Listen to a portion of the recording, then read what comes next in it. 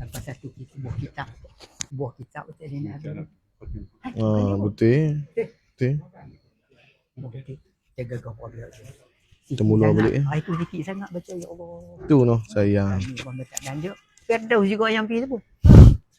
Yang pi tu pun Firdaus juga. Ya Allah. Kita gagal habis tu.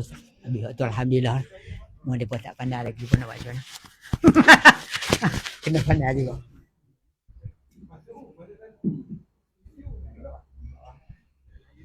Assalamualaikum warahmatullahi wabarakatuh. Alhamdulillah rabbil alamin.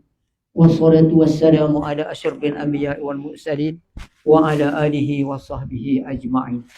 Rabbi shrah li sadri wa yassir li amri wahlul 'uqdatam min lisani yafqahu qawli. Yang saya hormati, lagi kami sayangi juga ni, Ustaz Firdaus juga Ar-Razi. Ayahanda dulu kita pun berkenal dah. Dan tugas-tugas dia sebagai imam pengganti Ustaz no. Bukan imam tetap ke no?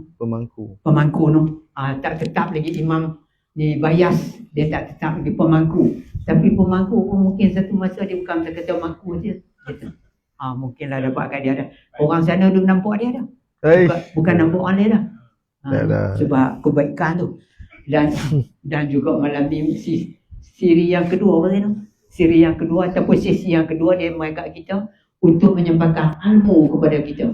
Sama-sama kita mengambil ilmu yang ada pada dia. Bukan senang nak boleh bumu yang semacam dulu Firdaus. Lima Firdaus juga. Alhamdulillah, bersyukur kita pada Allah SWT.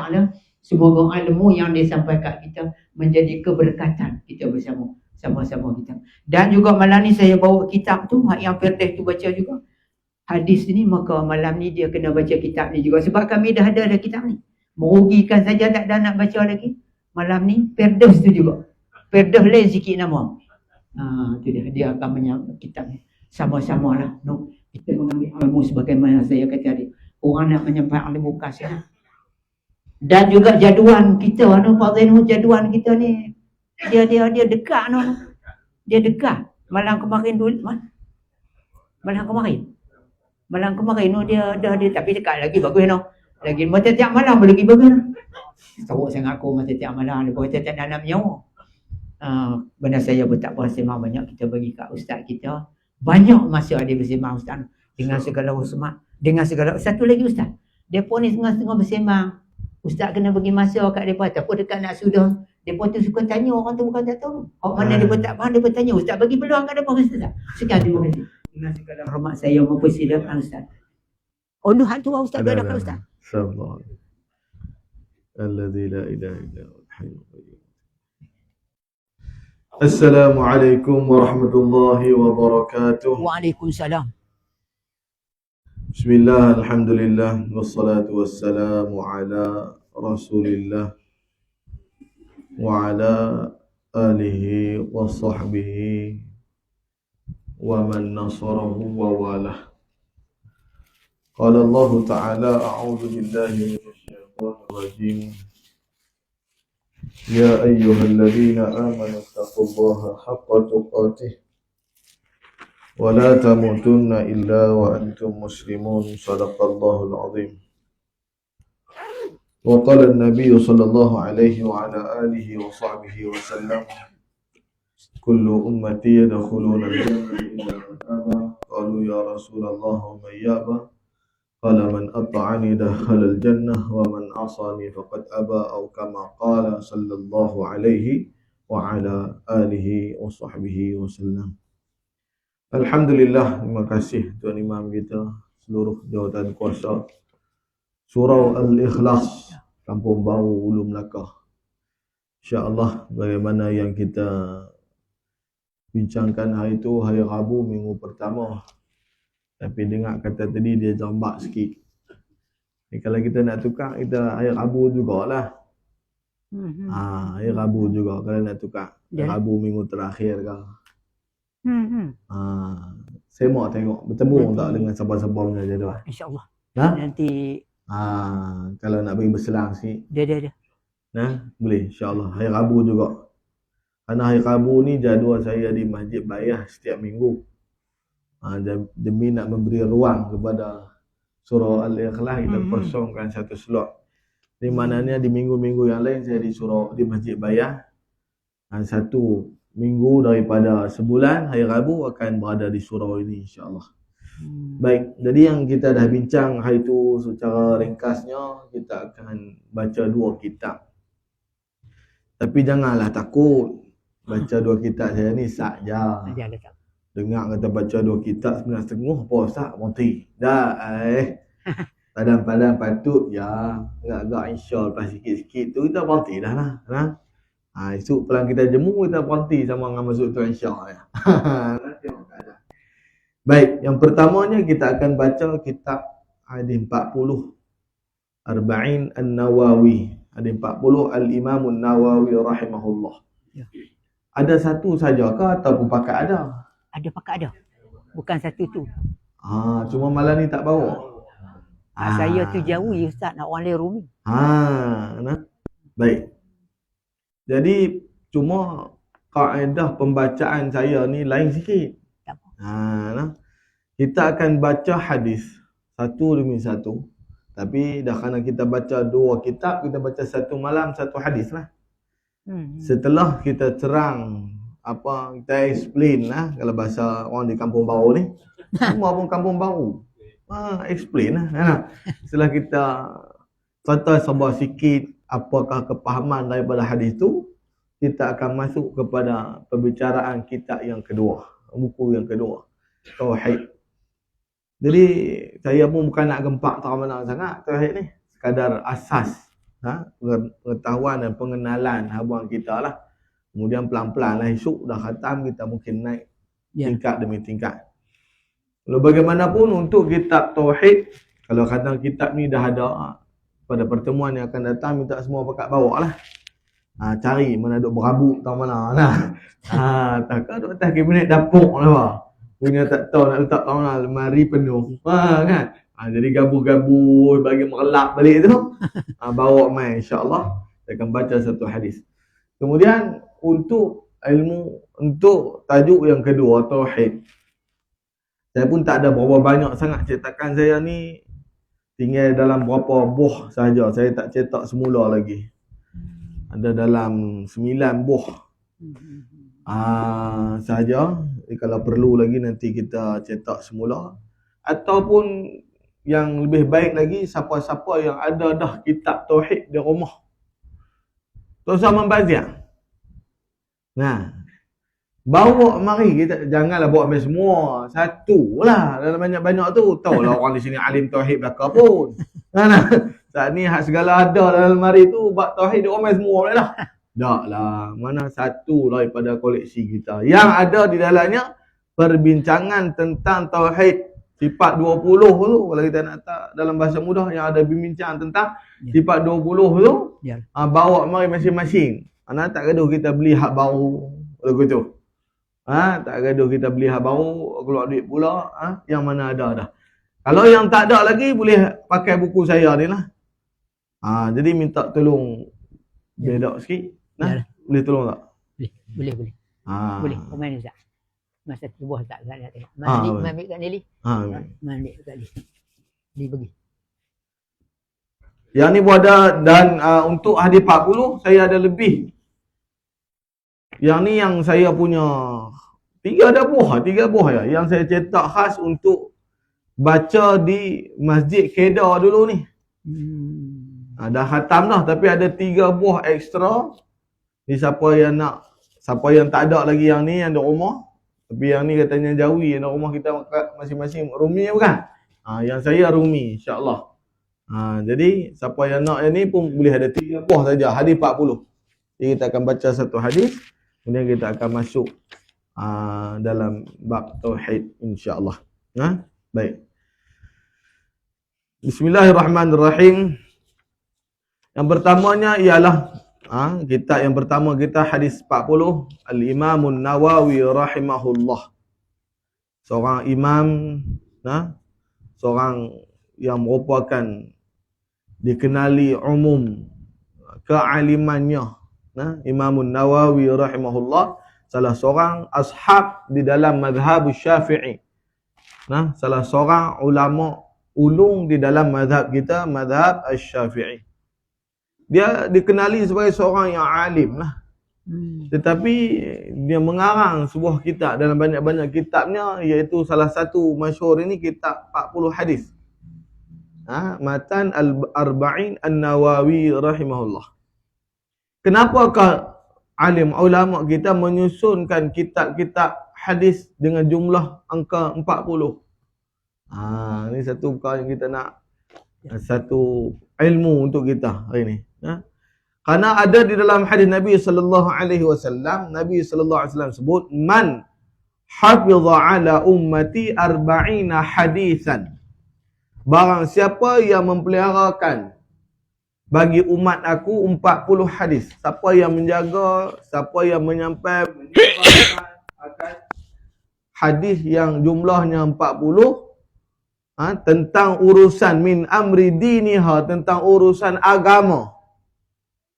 40 hadis berkaitan urusan agama, siapa yang tolong jaga bagi umat Nabi sallallahu alaihi wasallam, ba'athahu Allahu yaumal qiyamah, nescaya dia dibangkitkan oleh Allah pada hari kiamat sebagai fi zumratil fuqaha wal ulama, tergolong di kalangan para alim ulama, orang faqih,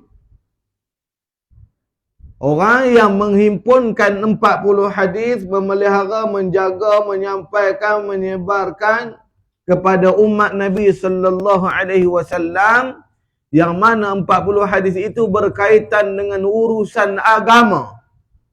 Nescaya nanti di akhirat Allah bangunkan dia bersama dengan orang alim, orang faqih. Imam Nawawi memang orang alim.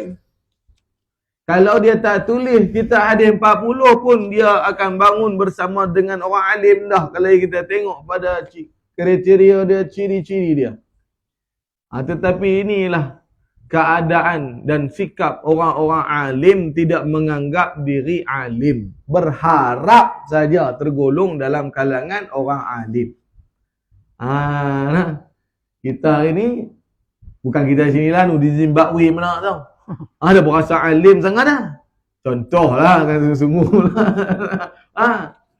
Sedangkan orang alim sendiri pun masih berharap, moga-moga dia tergolong, moga-moga dia termasuk dalam kalangan orang yang alim, moga-moga dia bangun esok di akhirat tergolong di kalangan orang-orang alim. Sebab itulah dia menghimpunkan hadis 40. Jangan kita takjub kalau kita tengok di pasaran, mana-mana kitab banyak cerita tentang hadis 40, tapi berbagai tajuk dia. Yang masyhur di antaranya hadis 40 Imam Nawawi lah, ada lain-lain. Jabat zakat pun bawa keluar hadis 40, kelebihan sedekah. Jabat zakat pun bawa keluar. Baru terbit ya. Ya. Yang lain-lain lagi pun banyak. Hadis 40 penawar hati, hadis 40 peristiwa akhir zaman, hadis 40 apa lagi? Berbagai-bagai hadis 40, kelebihan selawat, berbagai-bagai tajuk. Tapi pasal apa 40? Kerana ada hadis Nabi sallallahu alaihi wasallam yang saya baca tadi, iaitu siapa yang memeliharakan 40 hadis tentang urusan agama ni kepada umat Nabi sallallahu alaihi wasallam, Allah akan bangunkan dia nanti di hari akhirat termasuk di kalangan orang-orang yang alim, orang-orang yang faqih. Faqih, orang yang faham akan agama. Ini hasrat, ini hajat, ini cita-cita para alim ulama kita. Jadi minta kita sama-sama mendoakan pengarang kita ini, iaitu Al-Imam Nawawi rahimahullah. Moga Allah bangkitkan dia dengan tergolong di kalangan para alim ulama insya-Allah. Kita tengok pada hadis yang pertama. Nah, Imam punya buku. Tak apa, saya ada. Hadis yang pertama. Kalau dalam yang saya ni muka surat 5. Yang lain-lain boleh semak sendirilah. Imam punya muka surat berapa ada? Hadis yang pertama. Hadis ini hadis yang masyhur lah. Hadis yang pertama ini hadis yang seolahnya menjadi satu hadis yang wajib dibacakan di mana-mana, seringkali disebutkan. Boleh dikatakan majoriti di kalangan kita yang hafal pun hadis ni. Nah. Apa hadis dia? An Amirul Mukminin Abi Hafsin, daripada Amirul Mukminin. Amirul Mukminin mana dia apa? Ketua kepada orang yang beriman. Tu mana Amirul Mukminin. Khalifah, gelaran dia Amirul Mukminin. Orang yang pertama menggunakan gelaran Amirul Mukminin, inilah yang meriwayatkan hadis ni. Sebab tu disebut an Amirul Mukminin, daripada Amirul Mukminin. Siapa dia? Abi Hafsah, bapa kepada Hafsah. Siapa dia Hafsah? Salah seorang daripada isteri Nabi sallallahu alaihi wasallam. Siapa namanya? Umar bin Al-Khattab radhiyallahu an. Umar bin Al-Khattab. Dia orang pertama memegang gelaran Amirul Mukminin. Bila orang tanya siapa orang Amirul Mukminin yang pertama, Abu Bakar As-Siddiq lah. Setelah itu baru Umar. Tapi yang memegang gelaran itu, mula dipanggil sebagai Amirul Mukminin, siapa? Ini dia, Umar bin Al-Khattab radhiyallahu an. Dia katanya, sami'tu Rasulullah sallallahu alaihi wasallam, telah aku dengar Rasulullah sallallahu alaihi wasallam yaqul, bersabda, innamal a'malu binniyat. Tu saya kata tadi. Hadis ni rata-rata orang baca. Hadis ni terbiasa kita dengar. Selalu kita dengar. Selalu dipesankan. Sehingga Imam Nawawi menjadikan ini sebagai hadis yang pertama di dalam himpunan hadis 40 dia. Ada 40 hadis lebih. Yang pertama sekali dia omongin hadis ni dulu. Pasal apa? Supaya kita memperbetulkan niat. Apa kata Nabi? Innamal a'mal, sesungguhnya segala urusan, segala amalan niat, tergantung pada niat-niatnya. Kerana apa kita buat? Kemudian sambung lagi Nabi, wa innama likulli imri'in ma nawa, dan sesungguhnya bagi tiap-tiap seorang itu barang yang dia niatkan. Apa yang ia niatkan? Maknanya apa yang orang tu tuntut dengan niatnya, itulah yang akan dia dapatkan. Setiap seorang akan mendapat habuan sesuai dengan apa yang ia niatkan. Wa innama likulli imri'in ma nawa, faman kanat hijratuhu, barang siapa yang adalah hijrahnya ilallah, kerana Allah. Ila ni mana kepada, tapi maksud kerana. Ilallah wa rasulih, dan rasulnya. Hadis ni cerita tentang para sahabat yang berhijrah. Tapi bukan bermakna cerita hijrah saja, dia akan melingkupi meliputi segala aspek, segenap aspek amalan apa yang kita lakukan. Walaupun tertuju hadis ni berkenaan dengan peristiwa hijrahnya Nabi dan para sahabat.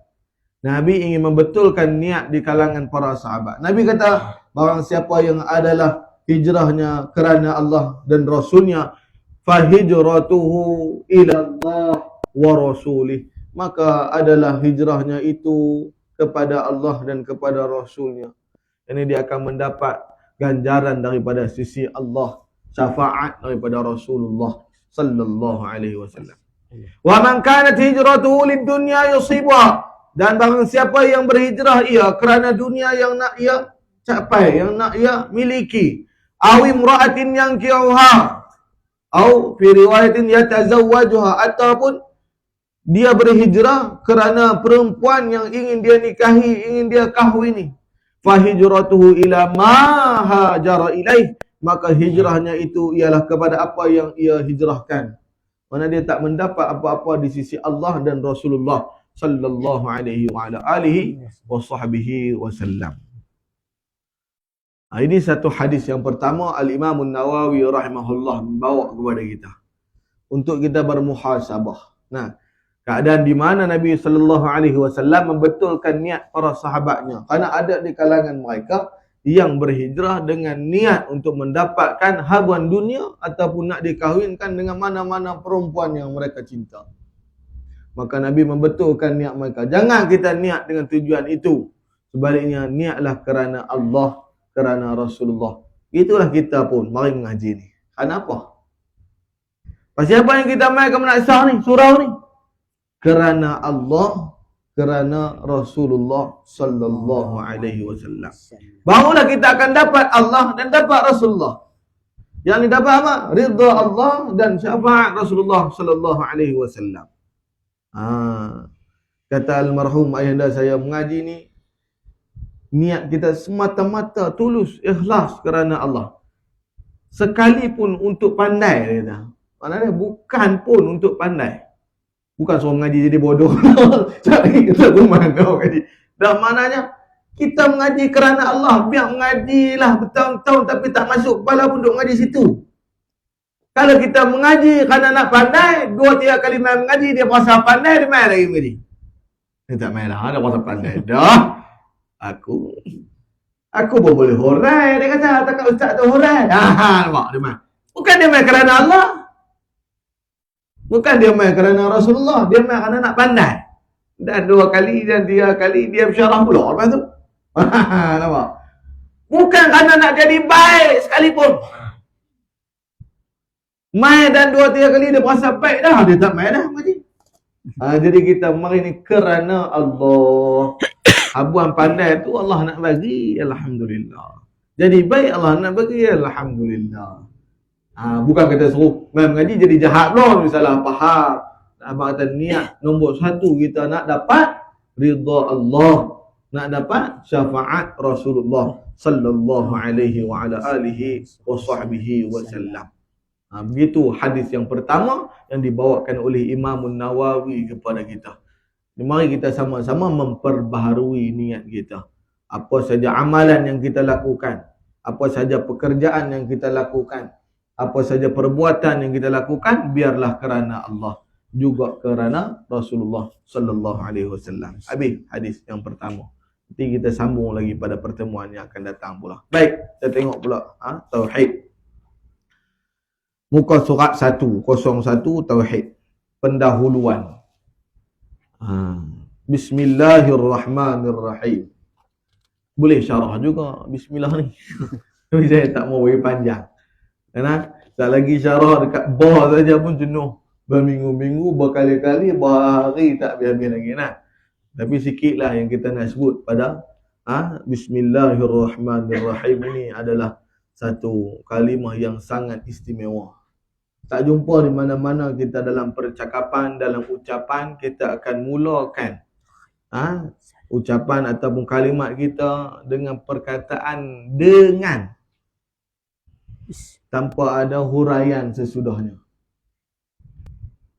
Tetapi bismillah macam tu. Faham tak saya sebut ni? Bismillahirrahmanirrahim. Dengan nama Allah yang Maha Pemurah, Maha Penyayang. Betul? Apa dia? Tak berapa faham. Saya bagi contoh dalam ucapan kita. Dengan kereta yang baru lagi cantik. Apa dia? Tergantung kan? Nak habang apa ni? Dengan mutu yang laju lagi hebat. Lepas tu? Nampak tak apa yang saya cuba bawa perbandingan ni? Dia jadi tak habis cerita dia. Habang lah bagi habis. Dan jarang pula kita mula dengan dulu. Melainkan kita sambung dengan. Saya mari ke surau dengan kereta yang baru lagi cantik. Faham? Faham? Kalau kita nak mula jugalah dengan kan, walaupun jarang orang cakap mula dengan, tapi dia nak mula juga dengan. Denganmu tu saya datang ke masjid. Puah. Bolehlah aku faham juga, paling tidak pun. Kan? Tapi denganmu tu yang cantik lagi laju. Lepas tu berhenti situ lah. Ini Bismillahirrahmanirrahim. Soalan macam tu lah keadaan kalimah dia. Ayat dia. Dengan nama Allah yang Maha Pemurah lagi Maha Pengasih. Tahu? Ini dia dengan yang dimulakan pada bismillah, pada huruf ba dalam bismillah, dia menghubungkan segala sesuatu dengan Allah Subhanahu wa taala. Bila kita nak masuk kereta, kita kata Bismillahirrahmanirrahim. Dia ada makna di situ apa? Makna aku masuk kereta dengan nama Allah Maha Pemurah, Maha Penyayang. Kita nak mengaji, kita kata Bismillahirrahmanirrahim. Maknanya kita mengaji dengan nama Allah. Mulakan amalan kita tu dengan kita menghubungkan amalan kita dengan Allah Subhanahu wa ta'ala. Itu yang kata niat tadi dalam hadis Al-Imam An-Nawawi yang pertama tadi. Menghubungkan amalan kita, acara kita, program kita, perbuatan kita dengan Allah. Lepas tu kita tengok kalimah bismillah ni dia special. Dia mula dengan. Sebab segala sesuatu boleh dihubungkan kepada dia. Dia buah mula dengan. Maka kita boleh hubungkan apa? Kita nak minum air. Bismillahirrahmanirrahim. Mana? Aku minum air dengan nama Allah. Aku makan nasi dengan nama Allah. Aku mana-mana apa-apa yang kita nak buat, kita boleh hubungkan dengan nama Allah. Kita nak mengarang kitab, nak menulis kitab, nak menulis buku, kita niatkan dengan nama Allah. Itu yang kita mulakan. Bismillahirrahmanirrahim. Sikitlah huraian tak so panjang sangat. Sebab bismillah ya. Baik. Alhamdulillahi Rabbil Alamin. Wa bihi nasta'in ala umuri dunya wa din wa salatu wa taslim ala asyrafil anbiya'i wal mursalin wa ala alihi wa sahbihi ajma'in. Semua ada huraian tapi saya nak ringkas dan singkatkan. Salah satu dari kewajipan umat Islam ialah mempelajari dan menguasai ilmu tauhid. Salah satu daripada kewajipan kita sebagai orang Islam yang saya sebut pada pertemuan yang lepas. Pertemuan kita yang pertama kali Maulidur Rasul, kalau tak salah saya. Yang kali kedua kita buat mukadimah sebuah sikit yang saya baca di dalamnya hadis Jibril alaihi salam. Ada dalam kitab hadis 40 Imam Nawawi. Akan datang kita akan jumpa balik dengan hadis itu. Nah, di dalam hadis tersebut menerangkan, memahamkan kepada kita bahawa agama ini terbina daripada 3 rukun. Iaitu Islam, iman dan juga ihsan, dalam kata lain tauhid, fiqh, tasawuf.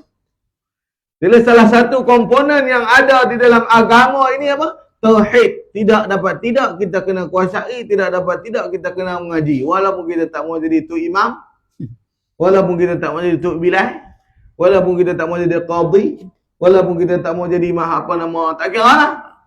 Siapa yang kita nak jadi? Ikut suka kita. Nak jadi pilot kapal terbang tu, tinggi. Nak jadi pilot kapal selam tu, dalam tu. Buatlah apa nak buat. Tapi ilmu tauhid, ilmu fiqh, ilmu tasawuf, selagi nama kita orang beragama, kena mengaji. Saya bukan nak jadi tutup imam, saya orang biasa ya. Kan? Buat bendang ya, buat bendang pun kena mengaji. Saya nak pergi ke laut ya, tak kena mengaji, pasal kita orang agama, orang Islam. Tiga komponen ini tidak dapat tidak kita kena mengaji semua. Dia panggil ilmu fardu ain. Ilmu fardu ain. Lepas tu saya buatkan buku ni supaya ringkasan ilmu tauhid kita boleh mengaji secara ringkasan sebagai asas. Kurang-kurangnya ada habuan kita. Kalau nak lebih lanjut lagi, ada lagi kitab kena mengaji tinggi lagi lah. Secara ringkasan. Ada yang dalam bentuk yang ni pun nanti saya bagi. Yang ni panduan hidup beragama. Buku yang saya buat juga. Yang ni ada tiga bahagian. Ada bahagian tauhid, ada bahagian fiqh dan ada bahagian tasawuf secara dasar, secara basicnya. Baik. Maka ilmu tersebut akan dibentangkan satu persatu di dalam risalah kecil ini secara ringkas. Risalah ini saya buat masa PKP. Rajin telajak, saya data dengan ISBN, Perpustakaan Negara lagi. Rajin telajak, masa tu tak ada apa kerja buat. Duduk di rumah yang ada. Baik. Dalam risalah kecil ini secara ringkas tetapi menyeluruh dengan tujuan menyempurnakan keperluan para pemula. Dalam kitab disebut sebagai para mubtadi. Mubtadi ni mana orang-orang yang baru memulai akan pengajian. Walaupun kita ni bukan orang baru, orang lama mengaji dah, kan? Tapi sebagai peringatan balik, kan? Kalau tak mau mengaji kami umur berapa dah ustaz nak pergi baca buku hak mula-mula ke? Dah. Sebagai ulangan ingat balik.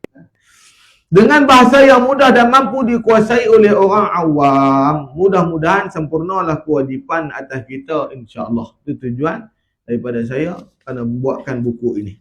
Segala isi risalah ini adalah diambil dari kitab-kitab dan tulisan-tulisan yang bermanfaat oleh mereka-mereka yang ahli di dalamnya.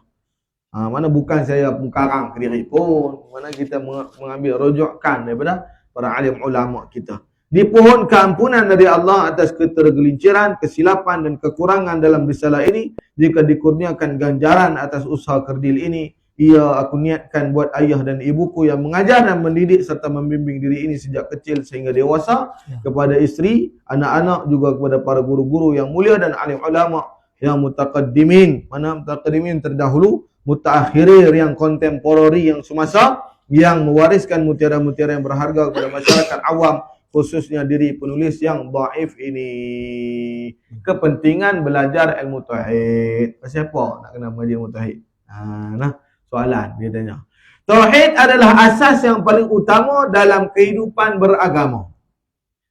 Tauhid dia punya paling utama sekali. Dalam beragama ni, nombor satu tauhid dulu. Jika sebatang pohon, tauhid diibaratkan seperti akar. Alim ulama menggambarkan agama ni sebagai sebatang pokok. Agama ni sebagai sebatang pokok, sementara akarnya adalah tauhid. Akar yang kuat dan kukuh memastikan kelangsungan hayat pada pohon. Kalau akar dia baik, subur elok, dapat makanan dan sebagainya, pokok pun elok. Akar yang berfungsi dapat mempengaruhi kesuburan pohon, rendang, bunga, buah, bergantung pada akar yang baik. Tauhid juga diibaratkan sebagai pasak bagi sesebuah bangunan. Kalau kita nak dirikan bangunan, berapa tingkat?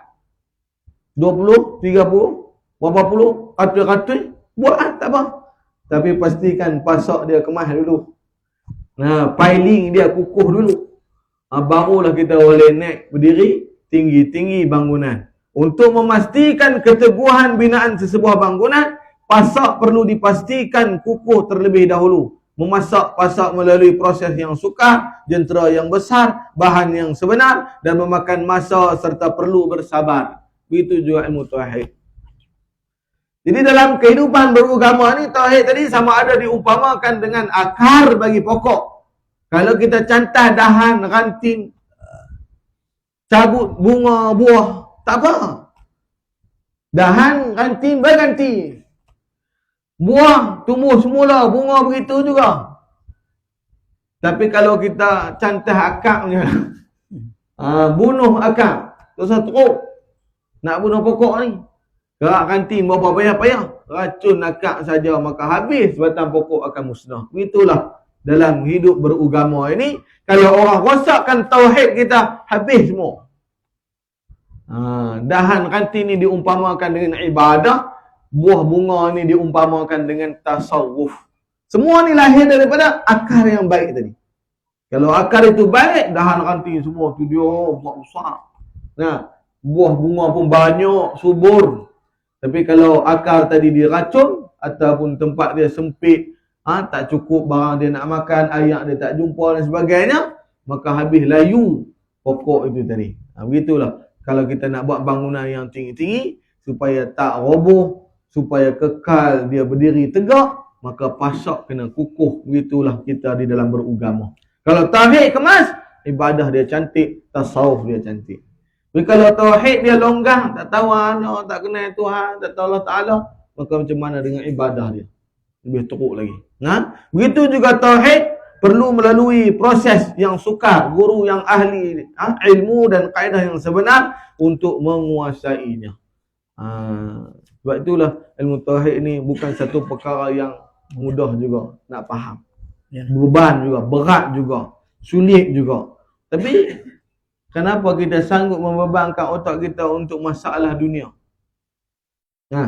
Mutu kita rosak, kita sanggup duduk melengu fikir apa masalah mutu aku. Perbaikan tu tak kena baikan ni, nanti saya tengok. Sanggup kita kusutkan kepala kita. Kenapa? Dunia kita, mutu kita ya. Tapi kenapa tak sanggup kita renung sebentar, sejenak untuk memahamkan tentang konsep kita beriman kepada Allah Ta'ala. Memahami berkenaan dengan ilmu tauhid. Susah? Ya. Tak dapat dinafikan. Sebab tu tak boleh cari. Tak banyak orang yang berani nak mengajar ilmu tauhid. Takut. Tapi kita permudahkan, insya-Allah. Bukanlah kita nak bagi susah sangat pula. Ni stage yang pertama. Dulu saya mengajar satu surah, Kita baca macam ni lah, yang santai punya, stage yang pertama ni. Boleh lah, mereka pun pelan-pelan follow. Kemudian, bila dah habis, kita naik lah, upgrade lah sikit. Naik kita lain sikit. Bila sampai satu perkara yang kita hurai tu agak complicated. Semua sepi, sengak, muka pun jadi macam tak jumpa punca lah. Saya pun tanya, macam mana? Dia pun kata, Ustaz, bolehkah kalau kita pegang lagu hak dulu kita mengaji? Ni hak urat ni dia tak boleh nak brain. Tak boleh nak fikir lah. Tak boleh tembus. Dia kata kalau hari pakai hak pegang hari tu ya tak apa ke tak? Kata tak apa lah, tapi tak naik darjah lah. Dia nak naik darjah, dia kena ada. Macam dulu kita mengaji tekak kali tambah saja ni kita nak kena mengaji perpuluhan lah apa pula. Naik darjah dia kena naik lah silibus dia. Betul dalam ilmu tauhid pun. Kalau hak rendah lah. Bila naik tinggi sikit, dia agak sukar, sulit. Tetapi ini yang kita sanggupkan demi Allah Subhanahu wa ta'ala. Baik. Kita pergi kepada mabadi ilmu tauhid. Permulaan ilmu tauhid. Itu saya kata senang, kita baca secara ringkas, selalu sambil-sambil saja. Mabadi ilmu tauhid, mabadi asyarah. Kalau kita mengaji dalam kitab-kitab lama, betul saya kata kalau ada siapa-siapa yang ada kitab-kitab tauhid, boleh bawa masing-masing, boleh tengok. Cari tajuk mabadi asyarah. Mabadi asyarah mana? Tempat mula ataupun dasar ilmu tauhid yang 10. Biasanya dalam kitab-kitab tauhid dia akan ada. Setiap ilmu ni sebenarnya ada dasar dia. Dan sesempurna dasarnya 10.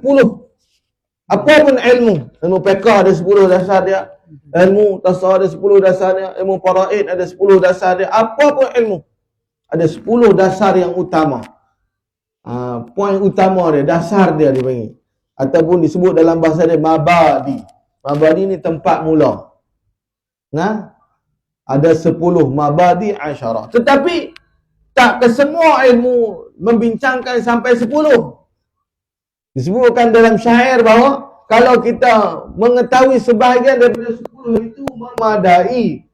Kalau kita mengetahui kesemuanya 10 itu, maka itu sempurna. Bukan sempurna, dia kata syarafa. Syarafa makna mulia.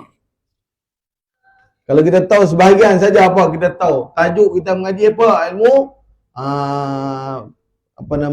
al-bay', contohnya jual beli. Apa pengertian jual beli? Contoh kita tahu. Apa hukum dia? Kita tahu hukum dia. Apa dalil dia tu, sumber ambilan dalil dia, begitu cukup memadai. Tetapi dalam ilmu tauhid ini, kerana ilmu yang paling utama, paling penting, jarang-jarang ahli ulama tidak membahaskan sampai 10. Biasanya mereka akan perhabis ke 10 mabadi, 10 dasar ini. Iaitu tiap-tiap ilmu yang pertama dasarnya ada apa? Nama dia. Apakah nama sesuatu ilmu yang nak mengaji ni? Ada nama dia. Mesti kena ada nama dia. Ni ilmu apa kita nak mengaji? Ilmu falak. Contoh. Ini ilmu apa kita nak mengaji? Ilmu hadis. Kita kata tadi. Mana? Ini apa kita nak mengaji? Matematik. Baik, matematik pun tak kira. Baik. Adapun ilmu tauhid yang kita nak mengaji ni, apa nama dia? Ilmu tauhid lah, nombor 1. Di antara namanya dipanggil sebagai ilmu tauhid. Apa dia tauhid? Tauhid ni daripada perkataan satu. Wahidun makna satu. Apa? Maksud tauhid ini ialah mengesahkan Allah. Meyakini Allah itu satu. Itu panggil ilmu tauhid. Jadi kalau orang tanya pasal apa panggil ilmu tauhid? Tu cerita dia. Pasal ilmu yang membicarakan tentang keesaan Allah atau ketunggalan Allah, itu dipanggil ilmu tauhid. Tapi bukan itu saja, nama dia banyak. Pasal apa banyak nama? Banyak nama ada beberapa sebab. Ada perkara yang banyak nama kerana mulia, ada perkara yang banyak nama kerana hina. Kalau Allah banyak nama. Asmaul Husna, Ar-Rahman, Ar-Rahim, Al-Malik, Al-Qudus. Nabi kita sallallahu alaihi wasallam pun banyak nama. Kenapa banyak nama? Kerana mulia. Ada yang banyak nama kerana hina. Macam mana? Macam kita. Orang gelak macam-macam. Tak baik. tak hidung masin, macam-macam orang bilang itu. Itu nama banyak kerana tak elok, tak baik, hina. Ilmu tauhid ini mulia, maka banyak namanya. Di antara namanya ialah tauhid. Dia tanya kenapa dinamakan dia ilmu tauhid, kerana dia mencatatkan tentang keesaan Allah Subhanahu wa taala atau ketunggalan Allah. Yang kedua dipanggil ilmu aqidah. Apa dia ilmu aqidah? Ilmu kepercayaan. Pasal dia membicarakan tentang percayaan kita.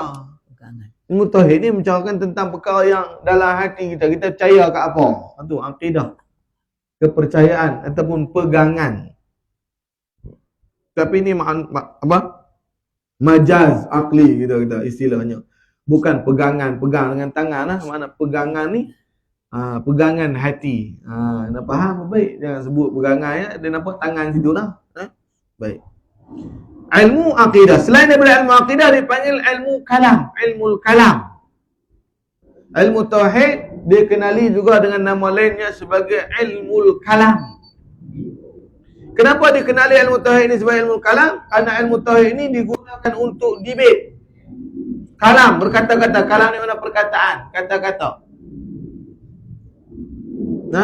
Untuk debate, berdebat. Kenapa nak kena debat? Supaya tidak terpengaruh dengan anasir-anasir kepahaman Tuhan yang salah, yang cuba dibawa masuk oleh golongan-golongan yang tidak bertanggungjawab.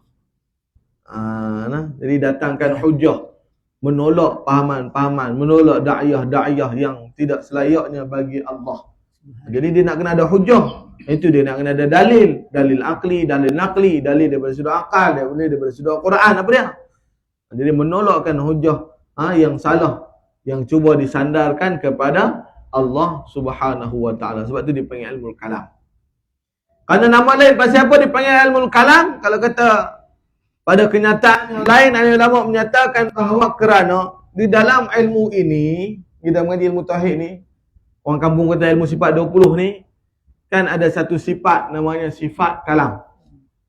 Qudrah, iradah, ilmun, hayah, sama', basar, kalam. Ilmu kalam, sifat Allah al-kalam ini sangat-sangat panjang perbahasannya. Bukan satu je sifat Tuhan. Wujud, qidam, baqa', mukhalafah. Punya banyak, 20 dah, paling tidak. Tetapi kalam ini begitu sekali dibincangkan. Begitu sekali banyak pertikaian, perbincangan, perbezaan pandangan, kata. Sampai hari ini masih ada lagi. Sampai hari ini. Sampai ke hari ini masih ada lagi yang tak sependapat oleh ulama kita berkenaan dengan masalah kalam. Sifat, salah satu sifat Allah Subhanahu wa ta'ala. Tapi kita bukan nak memeningkan kepala tuan di sini. Dah. Kita tak sebut lagi lah tu. Bila kita sebut, kata ada permasalahan, tentulah benda ni berat kan, perbincangan ni. Bukan satu perkara yang kecil-kecilan lah. Satu perbincangan yang agak sulit, yang panjang, lebar, berkenaan dengan kalam Allah. Salah satu sifat daripada sifat Allah. Sebab itu dipanggil ilmu kalam. Jadi kita hari ni ya, ibu ayah, kalau orang tanya ni tadi mengaji apa di surau, boleh sebut belakang. Kalau sebut ilmu tauhid, orang dah tahu dah. Kami mengaji ilmu akidah. Ilmu akidah orang tahu di sekolah kapal dia panggil akidah. Kalau silibus kapal dia punya akidah. Akidah, ibadah, akhlak. Kita nak kata lain sikit. Saya mengaji tadi di surau depa mengajar ilmu kalam. Puan kata, hang kata lagu tu aku pun kelam. Hang mengaji kalam, aku kelam. Nak tahu apa kalam ni lah, aku tak tahu. Itu dia. Ataupun nama lain dipanggil ilmu usuluddin. Dalam universiti dipanggil ilmu usuluddin. Apa dia makna usuluddin? Usul dasar makna dia. Macam kita bahasa Melayu kami sebutlah asal usul kan. Itulah usuluddin. Ad-din makna agama. Usul bagi agama, dasar bagi agama. Ilmu tauhid. Kan? Pak pi tadi menasah mengaji apa, Pak? Apa ingat aku lagi? Aku mengaji usuluddin. Dia macam universiti ya, Pak. Ingat lekeh kan surau kami. Usuluddin ni. Apa dia usuluddin? Dasar bagi agama. Itu ilmu tauhid lah. Usuluddin. Nama lain daripada ilmu tauhid dipanggil dia usuluddin. Nah, kalau dalam universiti biasanya disebut sebagai usuluddin. Ataupun nama lain dipanggil ilmu sifat. Ilmu sifat. Pasal apa dipanggil ilmu sifat? Ilmu tauhid ni. Pasal dia mempelajari tentang sifat. Sifat-sifat Allah, sifat-sifat Rasul. Kan? Maka dipanggil juga ilmu sifat. Nah, selain daripada ilmu sifat dipanggil ilmu ma'rifah ataupun ma'rifatullah. Awal-awal. Tengok orang tu dia memang kemas sikit. Ilmu ma'rifat. Dia macam ni. Nah. Buang dia apa di surah tadi? Ma'rifat lah. Lekeh lah. Ma'rifatullah. Apa ma'rifah? Mana mengenal. Ma'rifatullah, mengenal Allah. Ilmu tauhid dikenal juga dengan nama lainnya ilmu ma'rifatullah. Tapi kena tahu ma'rifah ada ma'rifah ammah, ada ma'rifah khasah. Ma'rifah yang wajib yang disebut sebagai awwaluddin ma'rifatullah, seawal-awal agama mengenal Allah. La tasihul ibadah illa bima'rifatil ma'bud, tidak sah ibadat kecuali dengan ma'rifah kepada yang disembah. Itu ma'rifah ammah. Mana dia ma'rifah ammah ni yang kita mengaji sifat 20 wujud qidam baqa semua ni kenal Tuhan jadi. Yang ma'rifah khasah tu yang mana? Yang nampak segala sesuatu tu hanya Allah. Syuhudul kathrah fil wahdah, syuhudul wahdah fil kathrah. Melihat yang banyak dalam yang satu, melihat yang satu dalam yang banyak, itu ma'rifah khasah. Bukan boleh buat-buat, yang tu anugerah Allah. Jangan duk kata kena hak tu baru sah ibadah, muhung. Yang wajib ngaji ni ma'rifah ammah ni. Ngaji hak ni. Hak yang tu anugerah Allah. Dia kata kita ni tak kenal Allah. Kenapa? Tengok gelas dia nampak gelas ni, tak nampak Allah. Cik. Buh nombor tengok dia nak nampak apa. Bubur dah lah. Dia marah kita. Hang tak nampak Allah kata dia. Tu pun dengar kata kat aku, tak ma'rifah. Hang pun lupa dengan aku banyak. Yang tu ma'rifah khasah. Ma'rifah khasah ni Allah yang bagi. Anugerah Allah. Bukan dalam keadaan kita menafikan syariat, hubungan interaksi, bermasyarakat, sosial dan sebagainya. Ada orang tertentu yang Allah Ta'ala bagi saja pada dia, sehingga kesibukan dia, penumpuan dia hanya pada Allah saja. Dia tak ada heran ke dunia ni. Itu cerita khas, bukan cerita am. Bukan semua orang diberikan keadaan seperti itu. Kalau hang marah ya kira hang tak ma'rifah. Tak, Nabi pun marah. Ada satu orang dia marah kata, saya dia cerita masalah ni lah, ma'rifah ni. Ada panutan mereka yang tokoh mereka yang telah menyimpang daripada hak sebenar. Jadi kita buatlah pendedahan supaya masyarakat tidak tersilap langkah.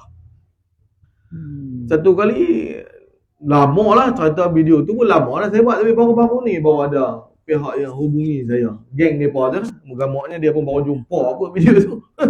Dia telefon nak marah kat saya lah. Dia telefon, dia tanya dia cakap dengan siapa. Dia yang telefon kita, dia tanya dia cakap dengan siapa. Wah, saya tanyalah dia ni siapa. Nak cakap dengan siapa. Dia kata saya tanya, saya cakap dengan siapa. Saya kata tak kenal lah orang aku tu. Kita yang telefon, kita habang lah saya sekian-sekian, cari sekian-sekian. Kan? Kalau dia cakap dalam kadang-kadang kita telefon, kita takut tersilap nombor, bisa tak? Ni siapa datang? Kan? Kita tanya. Dengan mana takut kita tersilap nombor.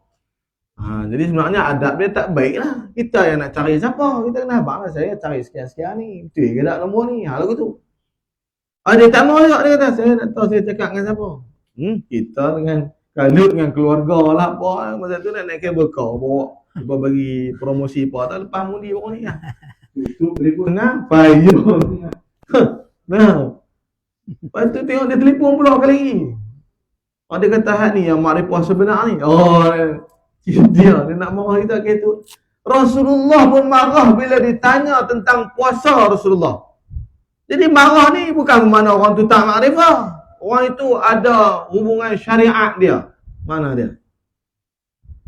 Sahabat tanya Nabi tentang puasa Nabi, marah, muka Nabi merah padam. Sampai Sayyidina Umar kena tenangkan Nabi sallallahu alaihi wasallam. Sayyidina Umar yang cengih pula kena tenangkan Nabi sallallahu alaihi wasallam. Buat marah lagi Nabi. Radina billahi rabbah wa bil islam dina wa bi Muhammadir rasulah. Sayyidina Umar kena kata kalau tu baru Nabi puasa tenang. Apa kata dia? Radina billahi rabbah, kami ridha Allah sebagai Tuhan kami. Wa bil islam dina, Islam agama kami, wa bi Muhammadir rasulah, dan Muhammad sebagai rasul kami. Kami terima, kami ridha, mana kami akor. Baru Nabi puasa tenang masa tu. Nabi marah. Pasal apa? Hang tanya apa pasal amal ibadah aku? Hang pasal apa? Betul pula. Hang nak cek aku pula kan? Bolehkah hang nak ikut amal macam mana aku? Nabi sallallahu alaihi wasallam punya amalan kita larang nak ikut kah? Cik pergi tanya Nabi punya kuasa macam mana? Tu Nabi marah. Jadi marah ni bukan bermakna orang tu tak makrifah. Marah ni biasa. Cuma marah pada tempatnya. Kalau marah hampir tak tahu tempat, tu masalah ni nak. Baik. Jadi ma'rifah tu ada ammah, ada khassah, kena fahami betul. Jangan terpedaya, jangan tertipu daya. Nah, oh dia kata hang ampas mayat mengarut ya. Nah. Bila lapar teringatkan nasi juga, tak nampak Allah. Amboi hang kan. Macam kan dia lapar tak makan nasi, dia cakap kalau dia pun tak makan nasi, sama duk makan zikir tu tak apalah juga. Tapi dia pun berasa nasib lebih daripada kita lagi. Baik. Dipanggil apa? Ilmu ma'rifah. Selain daripada ilmu tauhid. Dipanggil ilmu aqaidul iman. Apa makna aqaidul iman? Simpulan iman. Pasal apa makna simpulan iman? Pasal iman ni satu pegangan kan? Kiasan dia lah disebut sebagai kiasan dia sebagai pegangan, kepercayaan, pegangan hati. Kalau tak ada simpulan, kita pegang, lama-lama dia apa? Meloroh, orang kita panggil kan? Terlepas. Meloroh. Tapi kalau ada simpul, lagu baru ni saya pun lama tak pergi Makam Mahsuri, bila dia itu nak buat rakaman sikit, saya pun pergi dia pak. Kawan tu nak buat rakaman video ni, kita pergi. Di Telaga Mahsuri tu dia ada timba tok dia lah. Tali dia tu dia ikat. Pasal apa dia ikat? Supaya tarik tali tu lekat kejap. Tak melorot. Macam tu akidah kita ni kena kejap. Lepas tu dia kena ada simpulan dia, tempat pegang kita. Nak percaya kat Tuhan ni macam mana? Bagaimana? Tu ilmu tauhid yang kita mengaji dipanggil ilmu aqaidul iman, simpulan iman, supaya kejap iman kita kepada Allah. Bukan kepada Allah sajalah. Iman ni belakang-belakanglah kepada Allah, kepada kitab, kepada Rasul, hari kiamat, semua tu sekali. Dipanggil ilmu fiqhul akbar. Apa makna fiqhul akbar? Fiqh yang terbesar. Nah, tauhid lah, fiqh lah Ustaz. Tak. Ilmu tauhid ini dikenali sebagai fiqhul akbar, fiqh yang terbesar. Sebab tu ada ulama kita ni, kalau kita tengok di belakang kitab, sekalipun kitab fiqh, dia akan mulakan di awal tu dengan tauhid juga secara ringkasnya. Sebab 20 tu dia mesti tak luput di belah awal, dia bubuh juga. Pasal termasuk di dalam fiqh, dia adalah fiqh yang paling besar. Fiqh ni bab apa? Bab semayang, bab amalan ibadah tu dipanggil bab fiqh lah. Kita nak bayar zakat, lepas tu bab fiqh lah. Tapi kita nak buat benda tu kerana siapa? Semayang kita contoh. Lillahi ta'ala. Nak buat kerja haji, sebenarnya besar sekali buat amalan kita kata kan tak? Kita nak buat kerana siapa haji? Lillahi ta'ala. Macam mana kita nak buat lillahi ta'ala kalau kita tak kenal Allah ta'ala? Sebab tu dipanggil fiqh yang terbesar, fiqhul akbar. Nama lain dipanggil ilmu nazar. Sebab apa dipanggil ilmu nazar? Saya kata dah tadi, ilmu ni sulit. Bukan lagu tu begitu sulit. Macam mana? Mana dia susah. Ilmu nazar ni mana ilmu penelitian. Ilmu tauhid ni dia kena teliti, dia kena halui. Dia kena perhati, dia bukan boleh duduk ada sini tapi tu dia jalan-jalan dalam kamera. Minda dia lah. Tengok batang tubuh duduk ada tani kan lah. Tapi ni duduk teringat balik kampung, pergi berjalan-jalan, pergi Melaka lah apa. Naik Bukit Fraser lah apa, bagai-bagai lagi lah. Lepas tu peringgi lah. Tak boleh. Dia kena ada sini jiwa dan raga. Baru dia dapat ilmu nazar. Ilmu tauhid ni ilmu nazar, ilmu penelitian. Kena fokus kita ni. Nah. Ataupun dipanggil ilmu istidlal. Apa dia makna ilmu istidlal? Ilmu pendalilan. Pasal dalam ilmu tauhid ni dia ada dalil. Apa dalil? Wujud apa dalil? Qidam apa dalil? Baqa apa dalil? Banyak dalil. Maka sebab itu dipanggil ilmu istidlal. Ataupun nama-nama lain yang saya tak senarai dalam dalam apa namanya senarai saya ni, satu lagi dipanggil ilmu hakikat. Ilmu hakikat dia juga baik. Seterusnya, apakah sumber ilmu ni? Sikit lagi. Daripada mana kita nak ambil ilmu tauhid ini? Sumber dia ambil di mana? Ahli ulama reka ke diri ke? Sumber dia 3 boleh jadi 2. Sumber dia 3 boleh jadi 2. Kalau kita masuk Faisal, nak dapat lulus bagi markah banyak ni, kena parti yang ni elok lah. Kita nak Faisal apa lah, contoh lah. Ya. Kalau Faisal nak pergi ambil jawab sebagai pegawai masjid ada soalan ni. Ada. Pegawai masjid dia ada soalan ni. Sumber ilmu tauhid. Kalau dia bubuh tempat kosong 3, jawab habis 3. Iaitu yang pertama, Al-Quran. Maknanya ilmu tauhid ini dia ambil sumber dia daripada Quran lah. Reference dia. Bukan kau sendiri. Sebab tu wujud ada dalam Quran dia. Qidam ada dalam Quran dia. Baqa begitu juga. Yang kedua, hadis. As-sunnah dipanggil ataupun hadis. Selain daripada Quran, apa dalil daripada sudut hadis. Tapi jaranglah kita di dalam ilmu tauhid ni apa namanya huraian daripada sudut hadis. Kita lebih pada dalil daripada sudut Al-Quran. Yang ketiganya, akal. Kita tak boleh pakai akal hukum agama ni. Tak boleh pakai akal. Takkan tak boleh pakai akal. Orang yang tak berakal, kita tengok macam mana dia. Sedangkan dalam Quran suruh kita menggunakan akal. Apa kata Allah Ta'ala? Afala taqilun. Tidakkah kamu berakal? Tuhan suruh fikir. Afala tatafakkarun. Tidakkah kamu berfikir? Mana kena guna akal. Yang salah tu apa? Akal. Beza apa akal? Akal. Macam main dengan main-main. Beza, tak sama.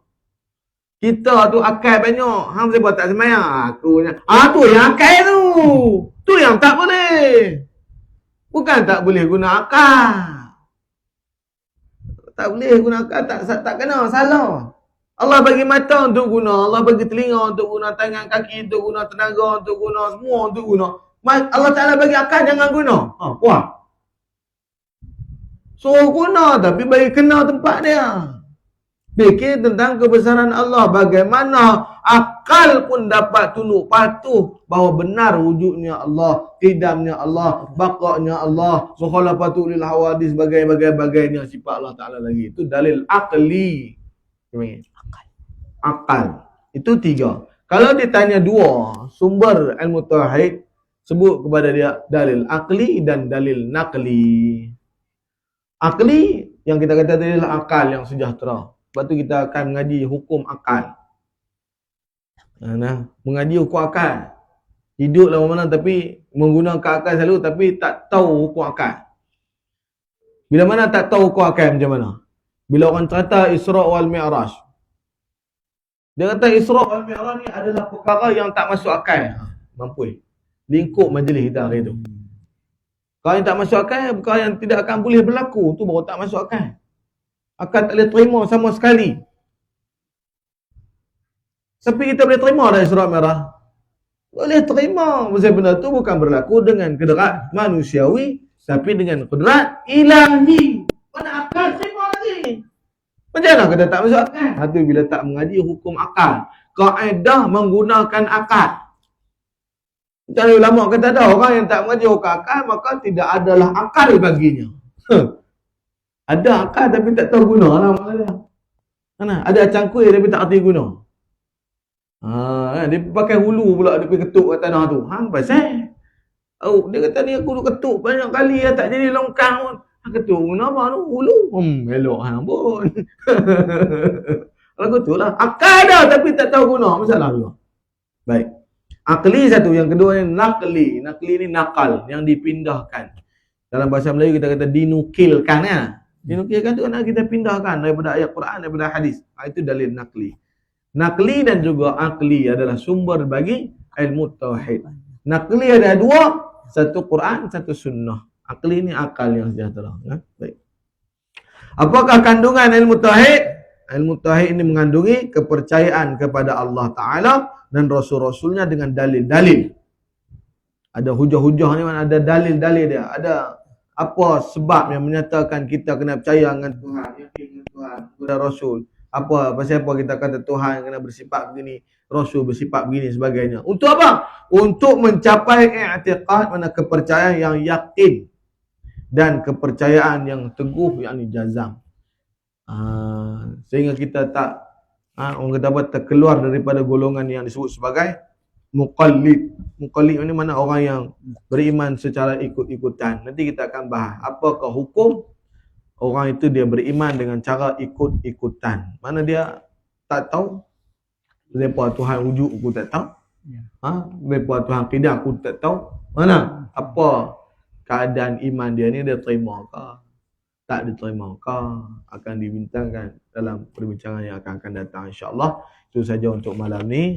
Nanti kita sambung muka surat 4. Sekup perbincangan ilmu tauhid. Santai-santai ya. Nah. Yalah. Wallahu a'lam. Ustaz, sikit lagi Ustaz tanya. Bermaksud fasik ini orang yang menjauh daripada Tuhan ke? Orang yang tak diterima ibadat dia ke Ustaz ni? Fasik ikut definisi dia ialah orang yang sering berada di dalam dosa. Melakukan dosa besar dan biasa dengan dosa-dosa kecil. Jadi nak kena taubat, kena bertaubat untuk keluar daripada kategori fasik ini, kena bertaubat kepada Allah Subhanahu wa taala. Wallahu a'lam. Insya-Allah itu saja untuk pertemuan pada kali ini. Tanya umur kita jumpa lagi. Nanti bincang tengok kalau kata apa tersampak sangat. Yang Rabu minggu pertama kita ejah lah. Rabu minggu keberapa kan nah. Kita bincang jawatan kuasa tengok. Baik, macam mana jawatan kuasa nak buat. Bismillahirrahmanirrahim. Alhamdulillahirabbil alamin. Hamdan hamidin, hamdan syakirin, hamdan yuwafi ni'amahu wa yukafi mazidah. Ya Rabbana lakal hamdu kama yanbaghi li jalali wajhika wa 'azim sultanik. Allahumma salli ala sayyidina Muhammadin sahibil busyra. Salatan tubashshiruna biha wa ahlana wa auladana wa jami'a masyayikhina wa muallimina wa talabatana wa talibatina min yawmina hadha ila yawmil akhirah. Allahumma faqihna fid din wa 'allimna at-ta'wil wa ihdina siratal mustaqim. Siratal ladzina an'amta 'alaihim minan nabiyyin was-siddiqin wasyuhada'i was-shalihin wa hasuna ulaika rafiqa ya arhamar rahimin. Sallallahu ala sayyidina Muhammad walhamdulillahirabbil alamin. Taqabbalallahu minkum. Terima kasih kepada Ustaz Firdaus yang menyampaikan sedikit ilmu, bukan kita sedikit, malah ni banyak ilmu kepada kita. Dan juga saya dapat sikit untuk bukan nak memperjelaskan. Ya tak ya. Walaupun macam mana pun kita tak dapat, tidak mesti kita belajar ilmu tauhid. Kalau tidak, kita amalan-amalan kita, di manakah kita nak kopi? Sebab kita kata Allah Ta'ala, sebab kita buat kerana Allah, semua kerana Allah. Tapi apabila kita tak mengenal Allah Subhanahu Ta'ala, apakah makna cerita ni? Bermaksud tak begitu elok. Dan yang kedua, barulah kita diberi semayang, tak? Semayang. Mentauhidkan dulu daripada sembahyang. Itu yang dikendaki. Awal-awal agama, ma'rifatullah, awal-awal agama, mengenal Allah Subhanahu Ta'ala. Itulah saja. Sekian. Sekali lagi saya ucapkan terima kasih kepada Ustaz Firdaus yang menyampaikan ilmu kepada kita. Dan macam mana risalah ni Ustaz ni? Risalah yang Ustaz sampai ni macam mana ni? Ada. Tagi kita zaman di doa ni. Tagi